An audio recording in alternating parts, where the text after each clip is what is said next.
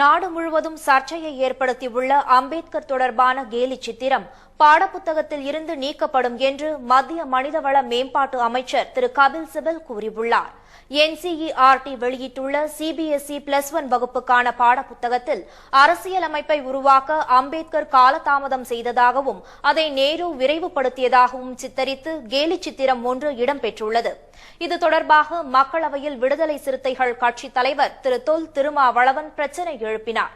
அவருக்கு ஆதரவாக பல்வேறு கட்சி உறுப்பினர்களும் குரல் கொடுத்தனர். It is really great insult to the both leaders, not only for the Dr. Ambedkar.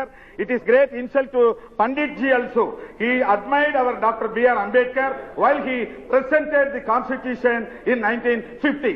So he worked hard for preparing this Constitution, but it is very great insult to the nation, great insult to the Parliament, great insult to the both leaders. கூச்சல் குழப்பத்தால் ஒத்திவைக்கப்பட்ட மக்களவை பிற்பகல் 2 மணிக்கு கூடியதும் அமளி நீடித்தது. அப்போது விளக்கம் அளித்த அமைச்சர் திரு கபில் சிபல், அம்பேத்கர் தனி ஒரு சமூகத்திற்கோ குறிப்பிட்ட அரசியல் கட்சிக்கோ மட்டுமல்ல, ஒட்டுமொத்த இந்தியாவுக்கும் சொந்தமானவர் என்றார். சர்ச்சைக்குரிய கேலி சித்திரம் புத்தகத்தில் இருந்து நீக்கப்படும் என்ற அவர் தவறுக்காக மன்னிப்பு கேட்டுக் கொள்வதாகவும் கூறினார். It has been considered advisable to withdraw the cartoon from the NCERT textbooks of political science, Indian Constitution and Work Class 11. Now, sir, I have been further informed that the distribution of both these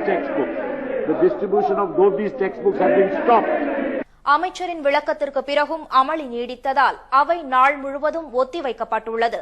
மாநிலங்களவையிலும் கேலி சித்திர விவகாரம் தொடர்பாக அறிக்கை தாக்கல் செய்த திரு கபில் சிபல், இனிமேல் இதுபோன்ற தவறுகள் ஏற்படாதவாறு உறுதியான நடவடிக்கைகள் எடுக்கப்படும் என்றார்.